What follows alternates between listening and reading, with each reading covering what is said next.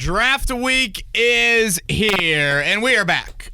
Another edition of Kevin's Corner. Hell, this might be some people's favorite week of the NFL calendar. A lot to get to on this week's Kevin's Corner. Get Chris Ballard's pre-draft presser. I thought several interesting comments from Ballard in regards to draft and just the offseason as a whole, so we'll get into that. Always love to do this exercise each year of draft scenarios. Got 4 draft scenarios we're going to look at today for the first 3 rounds for the Colts. So we'll take a deep dive into that. I'll probably post my official mock draft either Tuesday or Wednesday up to 1075thefan.com. So last year, very fortunate to get 3 of the Colts picks right. That was a borderline miracle with Anthony Richardson, Blake Freeland, and Evan Hull. So going to guess that does not happen this year, but we'll try to get into that. And Twitter questions. And I think that covers everything. Eddie Garrison, how you doing? Good. You forgot about Matt Miller. We're going to drop that interview from last Thursday on your show. Thank you. Yes, ESPN draft analyst Matt Miller. We had him on, as Eddie said, last Thursday. So find that to be pretty timely. So we will play that for you here coming up in a little. Should we get right into Ballard and the takeaways there? Yes, sir. Let's do it. Overall, what'd you think? Yeah, I guess let's kind of break it down into draft-related stuff and non-draft-related stuff. And I'll start non-draft-related. My biggest question for Ballard was why the change of heart might be too much of a phrase, but, in January it was, put blame on me for finishing 28th in points allowed defensively each of the last 2 years. I'm going to fall on the, Gus Bradley sword, if you will, for the issues. But when I heard that, I'm thinking, okay, they're going to do some things from a, roster move standpoint to try and enhance that. And again, kind of raise the floor to that. We obviously have not seen that happen here, as now we are a month and a half into the offseason. So my question was why? And, I found it interesting, kind of the rationale behind it. Basically, to sum it up, he feels like the group played better than a lot of people think it did. Feels like the young nature to that group will now, grow and develop here in year 2, or however you want to describe some of the young developmental stages for those guys. And then he compared it to the offensive line from 2022 into 2023. And, Ballard was really spot on with that O-line. He felt like amidst all that just ugliness of a 4-12 soap opera-filled 2022 season, he felt like the O-line took some strides late in the year. We're playing better football. Obviously, Bernard Ryman kind of settled in a little bit at left tackle. And they bounced back in a big way this past season with Tony Sperano Jr. I don't think that analogy, though, makes a whole lot of sense for me in comparing that to this current iteration of the secondary. First off, just look at track record, history, draft pick investment, really all of those things in regards to that O-line. Over half of that group has been together really since 2018. And Quentin Nelson's been a perennial Pro Bowler. Ryan Kelly has played certainly, Pro Bowl caliber football. I'd argue Braden Smith has played that at times. And you just don't have that in the secondary outside of Kenny Moore at all, really. That is something like that I don't necessarily think checks out really at all. And again, just look at where they're drafted. Kelly, Nelson, and Braden, all top 40 picks. Outside of Juju, you really don't have a ton of draft pick investment. Or I should say kind of top 2 round draft pick investment. So, and when asked specifically about the personnel and kind of go and run it back, the first name he mentions is Dallas Flowers. That is a lot to be banking on a torn Achilles from October at a position like corner. So, I can't go there. And that comparison applying here to the secondary, and I guess if you want to take it a step further, the O-line brought in Tony Sperano Jr. How big of a change did he make? You were running it back really with the same D coordinator, the same, DB coach and Ron Milas. So, that one did not check out for me really at all. I think that was probably the biggest thing, non-draft related. Drew Ogletree's back with the team, off the commissioner's exempt list. Flexibility was the name of the game for the DeForest Buckner restructure, or I should say extension there. I thought it was Twitter. He did mention Twitter. Twitter was a buzz, right?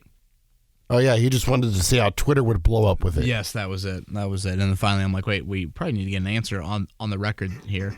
I thought draft-wise what stood out, Eddie, is 19 to 21 guys with first-round grades. I find that particularly interesting because you sit there at 15. If you want to play out the hypothetical that come Thursday night, the first 14 picks are 14 first-round graded players for the Colts, that would then leave you 5 to 7 guys at 15. Do you then view that as try and trade back to 19 or 20, still get one of those first-round graded guys, and then get a third-rounder or a second-rounder, something along those lines? That is so Ballard precedent. One of our draft scenarios today will kind of play out that theme. And remember, the Colts only have 7 picks entering this draft. That's a very small Ballard number. Ballard mentioned it on Friday. Historical data points to the more darts at the board, that's the route you want to try and go down. So I thought his answer on draft philosophy was interesting. Bob Kravitz asked him a really good question about, what do you feel like has changed for you when it comes to the draft? And, he mentioned a little bit of like kind of marrying we want unique traits, but what has also changed for you from a film substance, I think was the phrase that he used, making sure that you find a little bit of that as well. I do think that kind of makes sense of just not RAS score, and that's it. There has to be, some stuff on tape that you really, really like from that angle too. And then, wide out and O-line, Eddie. Those are the 2 positions he really, really likes. He mentioned specifically kind of middle rounds for the O-line. Finding a center of the future checks out to me. I would not be drafting an O-lineman in the first 3 rounds. That's just not where I think it is.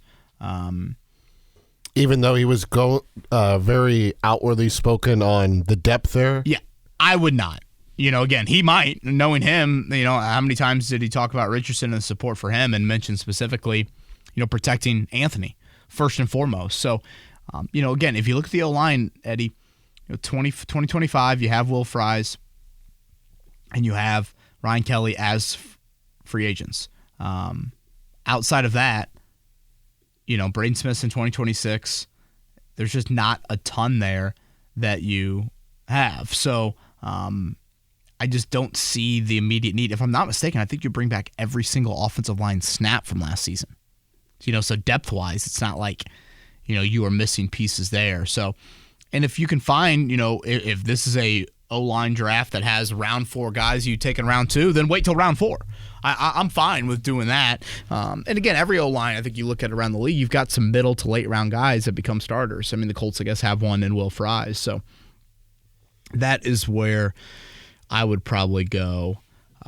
Anything else stand out to you, Eddie, from a Ballard-related comment standpoint? I think the Ogletree comment, I think, is a little bit of both of non-draft and draft, because I think of it this way. If they're comfortable with him after, they did their research into the situation and the charges being dismissed and the NFL removing him off the exempt list, and they're very high on Jelani Woods, to me, that just tells me I don't think Brock Bowers is going to be an option or a selection there for them at 15, even if he is on the board, just because then you have a lot of tight ends, and I don't know what the value for one of those would be if you wanted to get rid of him. Certainly you diminished the value of any tight end if you selected Bowers, and you're not going to get potentially the return on investment that you would hope to get. So to me, that's where I would stand on that. Yeah, tight end is going to be so interesting to see how they attack that position, if they do it at all. Again, they've drafted ones rounds 3 through 6, 4 of them, if you look at it over the past few drafts. But, I still think Bowers is a really unique weapon compared to the rest of your tight ends. Mo Alley Cox is a free agent next year if you retain him. So, yeah, that one, again, back in the building, participating in the offseason program, off the commissioner's exempt list. So, yeah, that's probably everything. He kind of confirmed, and you'll hear Matt Miller say this when he joins us here in a little bit from that interview from our morning show the other week.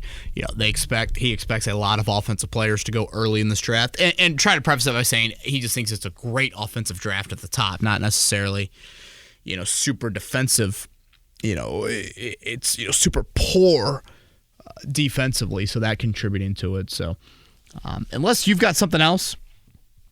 I thought that was everything Ballard related. He was adamant about you got to protect Anthony. That was the thing he would mention first. Yeah, you want to add some playmakers around him, but still, it was you've got to protect him. So we know Ballard's history with O-line. He is bullish on it. He brought up a story about, Andrew Luck kind of said to him, "Hey man, just protect me and I'll figure it out." I think with Anthony, it's a little different because, if you look at Anthony's injuries, all of them, if I'm not mistaken, all of them occurred outside of the pocket from last season. So that's design runs, that's scrambles, things like that. So, the whole protecting Anthony Richardson, there's just another element to his game that's different than a lot of guys when it comes to that. You can look at the Luck injuries, and the lacerated kidney occurred on a scramble. The shoulder injury began on in the pocket play. So certainly injuries obviously happen in pocket, but still, there is just even more of a degree to that run, exposing them, risking some stuff in the open field, et cetera, et cetera. So, yeah. Could protecting him mean by giving him another option so he doesn't have to put himself in those situations? Yeah, I just didn't. I hear you out. I didn't read that into the Ballard definition of protecting him. I think he meant physical offensive line protection and not, to your point, which, Ballard brought up how, you can get some of these explosive plays off scrambles, and you certainly can. You watch any game, and the ability to extend a play leads to so much from an off-script explosion standpoint. I agree with that, but I also think you don't have to solely bank on that. You can help your quarterback out and help your offense out in general by making sure that these individual players have an ability to try and make something happen post-catch. And, you can, catch a ball, break a tackle, and boom, go. So, yeah, we got an article up on 1075thefan.com that details, my biggest takeaways from the Ballard presser, which, again, was last Friday. Not too often we get to talk about a fresh post article from you on 1075thefan.com, but we get to do that today. Analyzing Colts draft scenarios. If my count is correct, you list out 5 of them. Or is it 4? Four. That's why I said I can't count. Let's start with scenario A. We'll go 1 through 4. Number 1 for you. At pick 15, you have the Colts selecting cornerback Quinyon Mitchell out of Toledo. At number 46 in the second round, wide receiver Troy Franklin out of Oregon. And at number 82, defensive end Chris Braswell from Alabama. So again, 15, 46, 82. Those are the first 3 picks the Colts have right now, rounds 1, 2, and 3. And, this scenario to me is probably the one that you've seen kind of most common of just you're crossing off the biggest need on each side of the ball with the first 2 picks. And then, if you go back to Ballard's presser at the start of the year, start of the offseason, we have a focus on limiting explosive plays. Well, in Mitchell, you would hope that you're doing that. In Braswell, you hope you have somebody that could grow into that, and then you want to create more explosive plays on your end. And Troy Franklin did that at Oregon with over 17 yards per catch, and he led the Pac-12 in touchdowns. So this falls back in line with the Ballard explosive comment at the end of the season. We need to get more explosive, and we need to stop more of those explosive plays. So that's what you see here with this. Obviously Mitchell's been, probably the most popular name mocked to the Colts. Again, it's an immediate need. You'd have questions about a rookie stepping in and contributing from day one, but you're going to have that inevitably with anybody. And then Braswell had something that I think Ballard does covet in that, it's a very quick first step. That's always been a big kind of staple of what Ballard's looking for, especially off the edge, with any defensive lineman, but especially off the edge. So, yes, a Mitchell, Franklin, Braswell scenario here. Does the size of Troy Franklin concern you at all? Yeah, but, that's part of what you're going to get with some of these speed guys. I mean, Xavier Worthy falls into the same boat. You're going to get a little bit more of a slender frame. And that's why I get back to the yards after catch guys, Eddie. They're all different shapes and sizes. Yeah. Like, look at Malachi Corley. I mean, he's different. I mean, he's built a little bit more like Deebo Samuel. Yeah. Thicker and, able to kind of run through guys. So, to me, it's kind of flavor of what you want. And, Worthy in particular, he's a guy that was really durable at Texas, which, you have questions about a 160-pound guy being that. So, no, that's a totally fair question. I was just trying to look at some of the, top receivers last year, and I don't think anyone inside the top 20 outside of Devonta Smith was under 200 pounds. What about Tyreek Hill? He was listed at 205. Really? Mm-hmm. Or 191, sorry. Yeah, so there you go, 2. Yeah. So, and again, that goes back to the NFL precedent, and, that's where you got to sit down with Shane Steichen and say, all right, what are you going to do with him?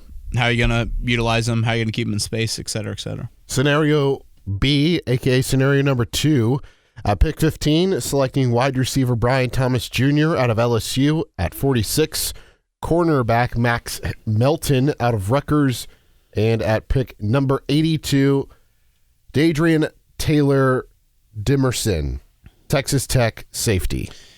Yeah, this is probably again, you can debate what that third need is. I think a lot of people would say corner, would say wideout, and then I think most people would say safety. So this would be you are crossing off the top 3 needs. These are the positions that the Colts probably have the most questions on, so here's picks going to all of them. Again, I am not this one that thinks pass catcher is off the table at 15. I'm not either. I'm not. Now, Brian Thomas Jr., I thought Adam Schefter had a report today. He's got a torn labrum. That's something that I don't think has been discussed a lot during the draft process. This is your tall, this is your speed, and this is, plenty of over-the-top tracking ability. He did at LSU, another 17-touchdown guy last year and leading all of college football. Melton is a different type of corner. Think a little bit more a feisty slot guy, ton of ball production, doesn't have the height that Ballard loves, but he does have the wingspan, which, again, I think can kind of make up for that, a la Kenny Moore. Taylor Demerson as well, not a big height guy, but he can fly, and also had some ball production, which, again, is a key element to what Chris Ballard is looking for in the secondary. And I think we have to remind myself at times, Eddie, with these safety needs, Julian Blackmon is just back on a 1-year deal. And Blackmon gave every indication, he's going to be looking for a big-time contract, I would think, next year. So even if he has a good year, I don't think retaining him is a slam dunk. So how do you kind of view safety there? So, again, this crosses off the 3-need list. Brian Thomas Jr. to me is a fascinating case study in terms of where you see him go in mock drafts, because you see him as early as 15 to the Colts, but you also see him as late as 22.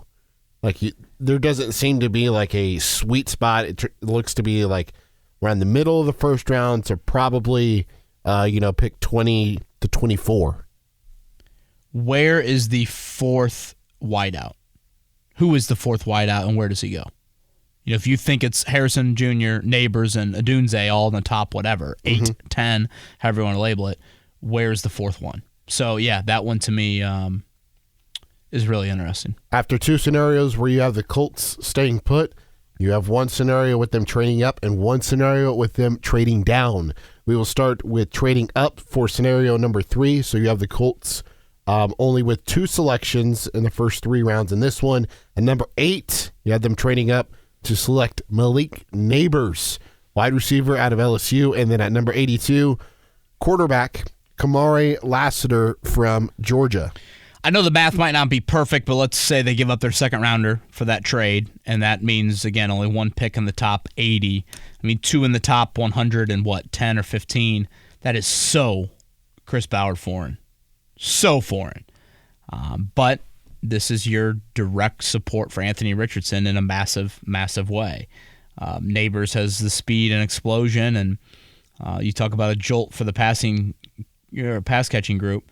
That is exactly what you would be getting here with Neighbors. I did find it interesting, Ballard brought up the Georgia defender during the presser over the weekend, so there's clearly some Georgia defender that he, feels pretty good about. is that Lassiter? Is it, Javon Bullard? Who exactly is that? And again, this is coming back in the third round, and I don't think corner's known as a super deep position in this draft class, but still, you would be taking a chance on another corner in this area. But this scenario, to me, Eddie, it's all defined about neighbors. It's just neighbors, and ultimately you would look back on this draft, and that's how you'd be judged. And I think that's a debate sometimes you can get into of kind of evaluating drafts. For the most part, you grade drafts of who are the top 2 or 3 players in that year's draft class. Not they've got 6 or 7 guys on their 53-man roster. Well, I mean, there's a lot of turnover at the back end of rosters. That, to me, maybe isn't as true of an indicator of how successful the draft is than finding those couple of guys that are really, really up there. So, again, I don't think this is something Ballard would do. Again, it takes 2 to tango. Within striking distance of that, there's a couple off-the-field questions about neighbors, but this would be juicy. This would be the direct support for your young quarterback.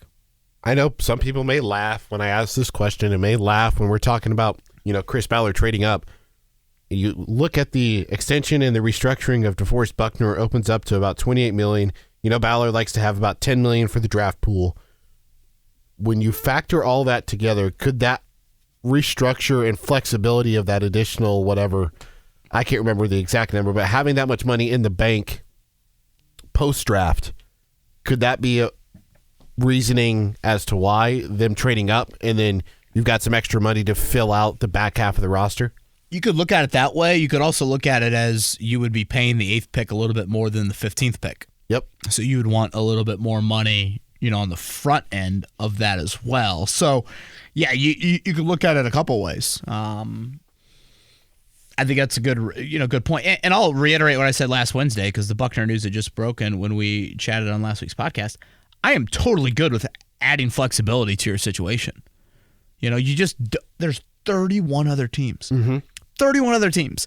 You have no idea what their exact blueprint looks like or what they could be doing. Did, 3 years ago on Monday of draft week, did we think A.J. Brown was going to be on the move? I don't think so. Watch Mike Vrabel's reaction in that war room when it unfolded. Clearly, either he did not or he was not happy about it at all, and probably both of that. So that's where I think you just keep all options open. You can answer the phone. A lot of times you can't answer all the calls or you can't seriously entertain them. Here you can.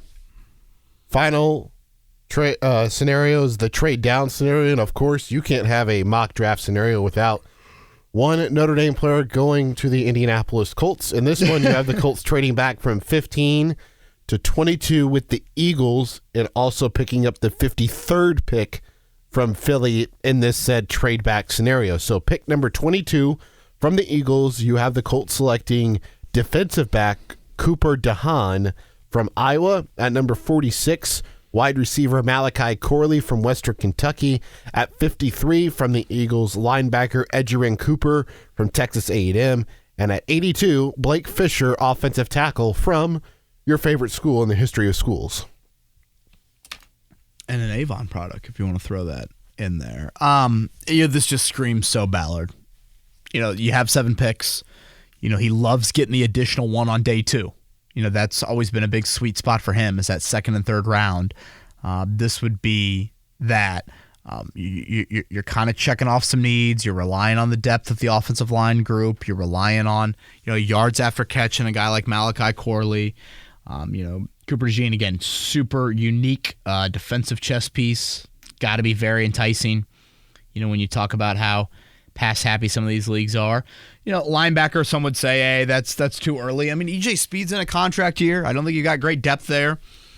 So that would be, okay, are you kind of turning it over at some point? Who's your 3rd linebacker? I think is a major question entering this year. And, in Fisher's case, it's, another pretty athletic offensive tackle that had a lot of hype going into Notre Dame, started as a true freshman, but then just didn't, battled some injuries freshman year. And then, I don't know, Joe Alt obviously stole all the attention, but just didn't live up to maybe all of the 5-star hype that comes with it there. So, this is one that it takes 2 to tango. You go back to 19 to 21 guys with first-round grades. Do you see the board fall on Thursday night and all of a sudden you feel good about trading back? Yeah, this one screams Ballard. It does. And again, I understand, people have asked me before, like, I understand you want as many darts at the board. Like, the draft can be a crapshoot. And, I mean, hell, look at even the great drafts that teams have had. You've got players that are drafted, really, really high that don't pan out for whatever reason. Money, fame, attention, work ethic, fit, motivation factor, all those things. But I think the counter to that is, when you find a player or you see a player around you that you really, really like, the ability to make sure you get that guy. You go up and kind of pounce on that. That's what I think you are missing there. So, again, 4 scenarios. Laid them out up on 1075thefan.com as we get closer to draft night. Before we get to Matt Miller, when you look at Quinyon Mitchell and Terrion Arnold, does Arnold make you salivate more because he's from Alabama, so he has the SEC experience along with the fact that he has the ability to kind of move all over the field because he has experience inside and outside? Yeah, it's that second part, Eddie. It is the versatility. Do we have a shadow guy, a potential shadow guy? You see it so often. Teams moving their studs into the slot to try and get them whatever free releases or linebacker or safety on them, et cetera, et cetera. Can you try and evolve as a defense and have a weapon? You can make the case they haven't felt like they have had that at corner in quite some time. Can you do that? That's how I view that potential pick there. Now, what about Quinyon Mitchell? What do you like about him? I think it's a little bit more of the outside guy. Obviously it was great the Senior Bowl. He's taller than Arnold. And he's faster than Arnold. You can get into a little bit of that of a difference. Now, again, I think Arnold has got some wingspan and some short area quickness that is intriguing to me. I really like Arnold. Honestly, I do. I'm a big fan. That's probably where I'm going to lean in that mock draft when I post it to 1075thefan.com. But I understand the appeal with Mitchell as well, certainly. To me, when I look at the two, I think Arnold is a lot better in terms of press coverage, and with the Colts not really running a lot of press coverage, I think they would probably lean more towards Quinyon Mitchell just because they don't, like I just said, they don't run a lot of press. So if Terrion Arnold is best suited or at his best when he's in press, then to me you're taking him out of what he does best if he's in a zone defensive scheme. No, I think that's a really good point. Again, you're projecting guys to your own system. Yeah. So that is something that you have to keep in mind. If you have anything else to add here, you want to get into Matt Miller? Let's do it. Okay, so your conversation with Matt Miller starts from last Thursday. You ask him about where he will be on Thursday for draft day in Detroit. 1 week from tonight, I will be in Detroit. So my job on day 1 and day 2 is basically to keep the great Mel Kiper as fresh as humanly possible for rounds 1, 2, and 3. So I'll be doing SportsCenter, Get Up, NFL Live. I think I'm on SportsCenter like right up until the moment that the Chicago Bears go on the clock. So I'll be in Detroit running from the set to my hotel room. And as soon as the picks are made, I'll be pounding out like draft analysis for ESPN.com on nights 1 and 2. I love it. Your first big domino is where in the top 10? 3. I think the New England Patriots at 3 are more of a domino than we've been led to believe. I've kind of been pounding the table for the last month about they at least have to pick up the phone or answer the call even. When teams are calling up to trade up, I think if you're New England, I look at all these teams in Chicago, Minnesota, and even Washington that have set the table well for their young quarterback. I don't feel like New England has done that. So I think they at least have to entertain the call to trade out at 3. They could stick and pick. They could take Drake May. They could take J.J. McCarthy. I think that'd be a surprise. But I think New England is at least the first spot where, so at about 30 minutes into the draft, the first spot where I'll be curious to see exactly what they're going to do. Matt Miller joining us here on the Payless Liquors Hotline. Before we dive into the Colts who pick at 15, and there's a lot of interesting things around that, Jane Daniels met with Washington on Monday, and his odds then completely flew off the board. He's now minus 300, minus 350 to go second overall. How did we get to the point to where he is now the consensus to go number 2 overall? Yeah, I think you're getting to the point where you're talking to people around the league, and they're all hearing that. They're all saying that. I don't know that anyone in Washington is saying that, or at least not from the front office. Maybe coaches, maybe ownership is starting to talk a little bit as why that's happening. Adam Peters comes from the San Francisco 49ers. You know, he was in lockstep with John Lynch there for a long time. And they famously were the do not leak front office, right? Like, we don't want anyone to know what we're doing. They were the team that we all thought they were going to take Mac Jones. They took Trey Lance. So I will say that with Adam Peters, he is from that old school mindset of don't let our plans out of the building. Now, that's not to say that, you know, I don't know that Dan Quinn's like calling folks in the media saying, hey, here's who we're drafting. But I think all the winds are blowing in that direction, and it certainly makes sense. You know, Jaden had such a great year. He fits what this team would like to do. You know, I think from a standpoint of Cliff Kingsbury and the type of offense he wants to run, I think with the defensive-minded head coach, you always ask yourself, which quarterback would you least like to play? And I think for me, that is Jaden Daniels in this class. And Matt Miller, ESPN draft analyst. You're going to see him on day 3 coverage coming up a week from Saturday. He's with us here on the Payless Liquors hotline. Matt, let's move to the Colts at 15. Brock Bowers is available. Brian Thomas Jr. is available. And let's say Quinyon Mitchell is available as well. You're Chris Ballard. You go where? Oh, my goodness, that's tough. I actually think I go Quinyon Mitchell in that scenario. And I know it might be a surprise to fans who you hear about Brock Bowers. He's a top 10 player for almost everyone. But I think it's harder to find a number one corner than it is to find a number one tight end. And I think the value of a number one corner is more valuable than a number one tight end. So I look at it, I would go Quinyon Mitchell. I think the tight end depth is better than the corner depth as well. It's like I look at the corner class. Quinyon Mitchell, I have him as the number 2 corner, but he's right behind Terrion Arnold, from Alabama. In round 2, I've got corners rated in round 2, but they're inside guys. You know, it's like Mike Sainristil, inside guy. Max Melton, he could play on the outside, but doesn't have the ceiling of a Quinyon Mitchell. TJ Tampa doesn't have that ceiling. When I'm looking at round 2 tight ends, like I think I'd rather come out of this draft with Quinyon Mitchell and JT Sanders than I would coming out of this draft with Brock Bowers and TJ Tampa. Like, so when I think about how I could stack the board right for this team, maybe I'm holding out hope here. Like, I was always a huge fan of Jelani Woods when he was in college, and maybe I'm just holding out hope selfishly here that he's going to become that guy. But I don't look at this tight end room and see, oh my God, they have to get a starting tight end here. I don't see that. Like, it would be nice, but it does feel like a luxury. Whereas, you know, you got corners, Juju Brent, 2nd round last year, Dallas Flowers, who went to college like 30 minutes from where I live at Pitt State. I like those guys. Kenny Moore's obviously a great nickel player, but I think the need at corner is much bigger than the need at tight end. Is that the Gorillas of Pittsburgh State? It is the Gorillas.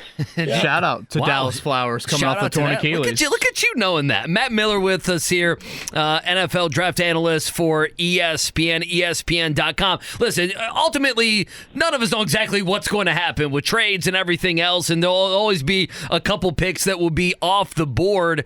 But your hunch, if the Colts stay at 15, do you think they get the first corner, or do you think someone goes before them and they have the option to get the 2nd or 3rd guy there? How do you think that works out? I think that is a great question. And I've been trying to run that scenario of like, where does the first corner go? And it's hard to find that team without a trade back. Like, if the Chargers trade back from 5 to 11, they could take a corner. Their corners are pretty bad. Denver could take a corner at 12 if they don't make a move for a quarterback. So finding that first corner, you're almost always in that scenario of, well, if this doesn't happen, this could happen. So Indy is kind of that sweet spot for the first corner. I think you have to look at Denver as a team that could do it as well. The Raiders need a tackle so bad. Like, the Raiders could certainly go corner, but you very, very well could be that team that, hey, first corner off the board, whether that be Arnold or Mitchell. It's kind of a, preference of scheme fit at that point, but the Colts are right there. Again, if we see some teams go tackle like Denver, like the Raiders, then you're starting to watch those corners fall down the board. At NFL Draft Scout on Twitter. Matt Miller spent last night watching the Royals and White Sox on TV, so pray for his God bless sanity there with that. Royals I thought we were fan. talking MLB draft. MLB draft. I was ready to go. Yeah, I know you've been watching a lot of SEC starters on a Friday night here, not to mention with all the SEC talent NFL-wise. Okay, Matt, when we go to bed a week from now, tonight, when we go to bed Thursday night, will Michael Penix's name been called yet? I don't think so. And you do hear that he could go in the top half of the draft, but you hear that more from media people than NFL people. I haven't spoken to one team that thinks that he's going to go in the top half of the draft. Now, I hope he does. I really do. I think you root for every player, to go early. That would be fantastic for him. But as of right now, I have not found a team who says, hey, we like him up here. I think everyone kind of assumes the Raiders might do it, but 13 feels really early for me. And I think it's more likely that we would see the Raiders try to come back in late first round to make that pick as opposed to doing it at 13. Matt, obviously it's mock draft season. I thought it was a really cool idea and execution by you to do the scouts predict the top 10 picks. You reached out to scouts from around the league, and they made the selections 1 through 10. I thought just one thing that stood out to me was Quinyon Mitchell, because he's been a popular name to the Colts. He was 8 with Raheem Morris to the Falcons there, and for what it's worth, it was an AFC South area scout who made that selection, as you pointed out in your story. Anything scout-related with that mock draft stand out to you with the top 10? Yeah, the fact that J.J. McCarthy didn't go in the top 10 really shocked me, and I think that goes to show that, where J.J. is ranked versus where he's expected to be drafted are very different. He is not a player that you talk to teams and they're saying this is a top 10 player. That does not happen. It's more so, well, this team needs a quarterback, so he's going to get forced into the top 10. It's certainly much more that case than the other of where he's actually ranked and expected to go. I look at Byron Murphy from Texas. The scouts had him going 9 overall to the Chicago Bears. That one actually makes a lot of sense to me. I love Byron Murphy. I think he's my number 12 overall player. I'm a huge fan of his. And you look at Chicago, if the receivers are off the board, then it does kind of make sense that Chicago could go with an interior defender. The value of those guys are only continuing to go up. We just saw a boatload of them get paid this offseason. So I do look at Chicago and say, okay, if the receivers are off the board and you don't trade back, take Byron Murphy and Matt Eberflus's defense. You guys know Matt Eberflus's defense. You need that 3 technique. You need that interior pass rusher. And Murphy's the best one. And a draft class is pretty shallow at the 3 technique position. Matt Miller joining us here on the Payless Liquors Hotline. You can check him day 3 of the draft. A ton of stuff on TV, radio, ESPN.com. He's their NFL draft analyst. It's an odd question, but so a couple weeks ago, there was kind of a report about Malik Neighbors, the wide receiver from LSU. Maybe he was a high maintenance guy. Guys in the NFL had talked about that. And I don't think he's going to get to 15. We've had the conversation if he or others would drop, if Ballard would move up. Neighbors did come out a couple weekends ago, though, Matt, and basically said, they got to pick on someone in the draft process, and I guess this year it's going to be me, but I haven't seen anything else in the last couple weeks on that. So what do you think about those reports a couple weeks ago? Anything with Neighbors that would that you would worry about, or that you think he might fall in the draft coming up in a week? And I think it is it's natural this time of year for things to come out. I'm not saying they're manufactured. I think it's, as teams get information on players, as teams talk to people like me in the media, these things do come out. Now, I'm not breaking news here. This is public record. Neighbors was arrested on gun charges in 2023. The charges were dropped. I think it was something like on Bourbon Street, maybe, if I'm remembering correctly. Mm-hmm. So it was. That comes out, and I think there are going to be people that rush to judgment on that and say, oh, red flag, off field. Charges were dropped. Certainly, it's always it's something that you have to do your due diligence on, especially when it's something like a gun charge. You have to dig into that. I haven't heard from any teams that have said Malik Neighbors is going to drop in the draft because of character, because of off field. I have not heard that.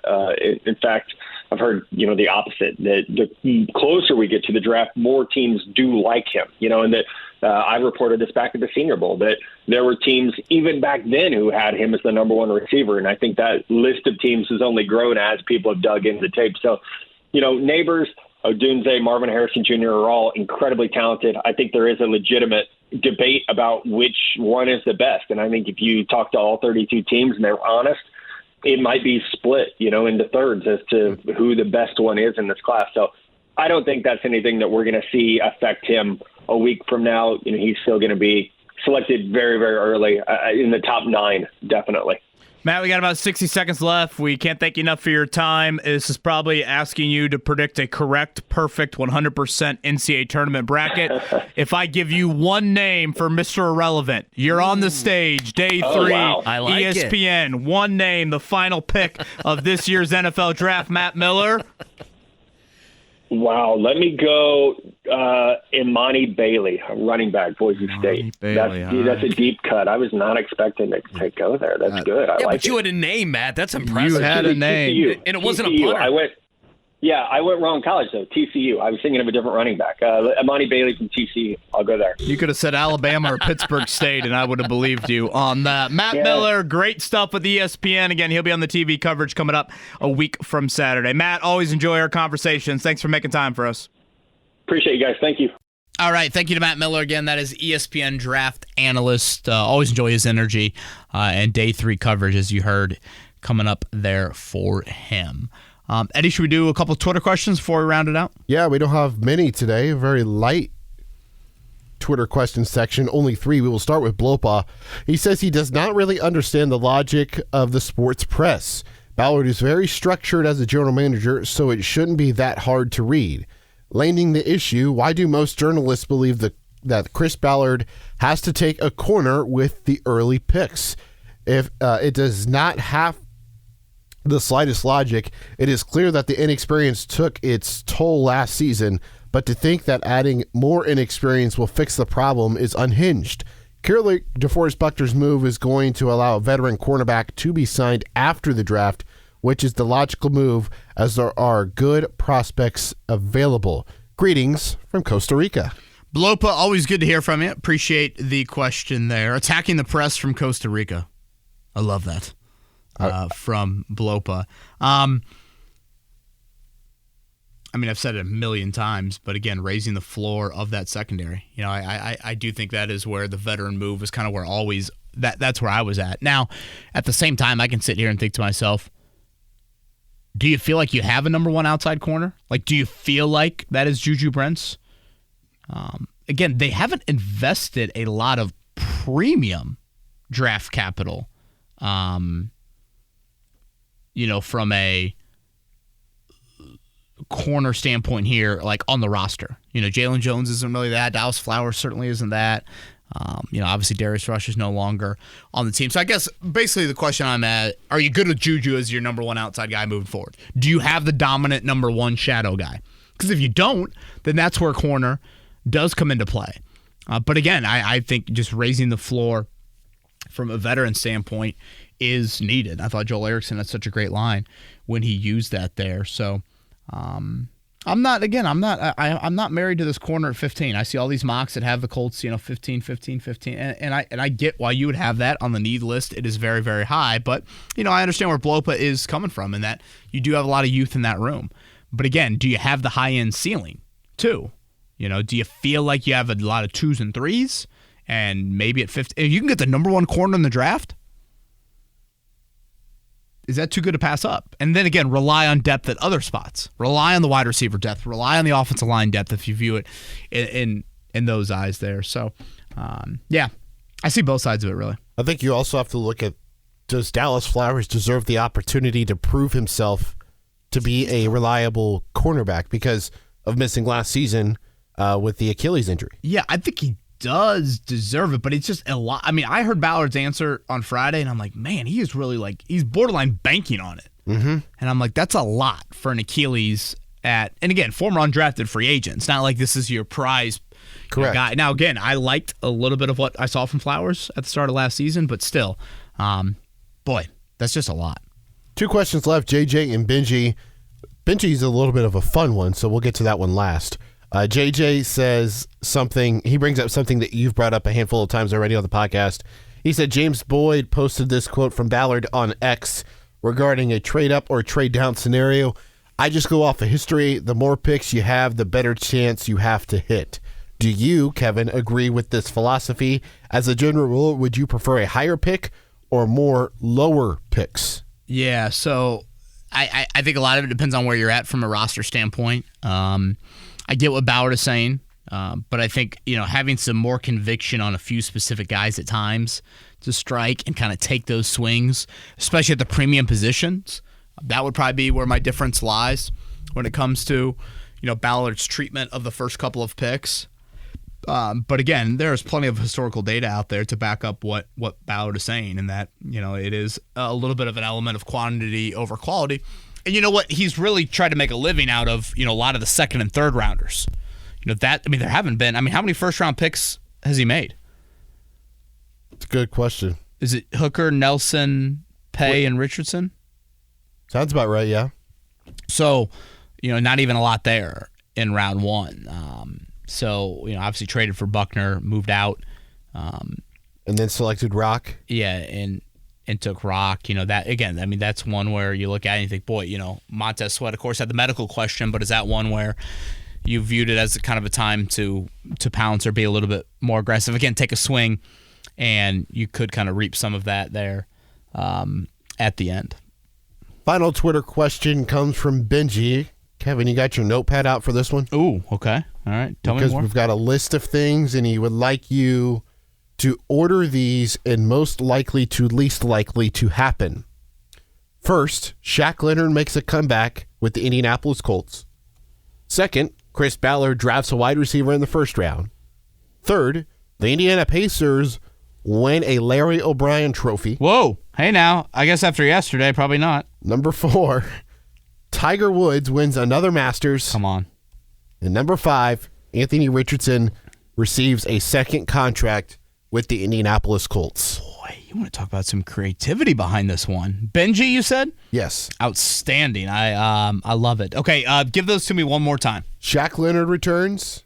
Chris Ballard selects a wide receiver in the first round. The Pacers win the NBA Finals.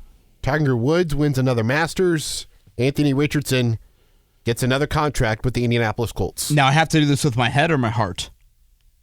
It's a good question. I would say let's go with both.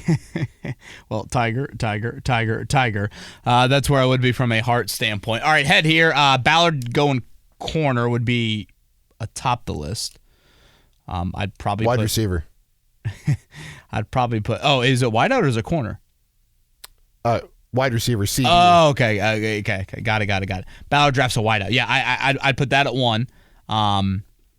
I'd probably put Richardson second contract a very close second, and then a massive drop off from there. Massive. Which one is number 3? I'd probably be a sucker for the retire as a Colt for a day with Leonard. Does Shaq Leonard play in the NFL again? Boy, I don't know. Currently a free agent, right? Yes. Then I would sadly go with Pacers and then Tiger. Wow. With my head. But I cannot stress enough how much drop-off there is from 1 and 2. Ballard drafting a wideout in round 1. Richardson getting the second contract to then Leonard. How far is the drop-off from 4 to 5? If you're making me go with my head, pretty significant. I don't know. Pacers and an NBA title seems a bit far-fetched as well. I'd probably flip 1 and 2 personally. Richardson second. Yeah, the only reason I pause there is just is there some devastating injury? Right. I can see that. Again, you're still, probably 3 years away from a second contract? But to me, it's also Chris Ballard and his willingness to say, hey, we can trade back and, attack edge or the trench play or whatever the case may be. And I don't know and he's already talked about how, deep the wide receiver class is in, not just this year, but, in context of his tenure as the general manager. You talk about all these guys that come into the draft with production in college, and the receivers are coming in more polished and more pro ready. So to me, I don't know. I always feel like there's a lot of options, and he doesn't view as a first round as the priority to land one. Even though it probably should. Yeah, that's a great one, though. I mean, Benji deserves a major hat tip for that. What's your final prediction for Thursday's draft? Yeah, I'll go Terry and Arnold. Again, not married to it, but yeah, that's where I will go. How about yourself? I stand by it. Brian Thomas Jr., even though I just said I would put Anthony Richardson's second contract above Chris Ballard selecting a wide receiver. Yeah, I think to me the big question is, do you trade back? Do you go back to the 19 to 21 first round grades, and do you trade back and get that additional piece? So, cannot wait to recap all of it. We'll have all the coverage, 1075thefan.com, and we'll come back with a big podcast here recapping the draft. He is Eddie Garrison. I'm Kevin Bowen. Everybody have a great week. Draft week is here.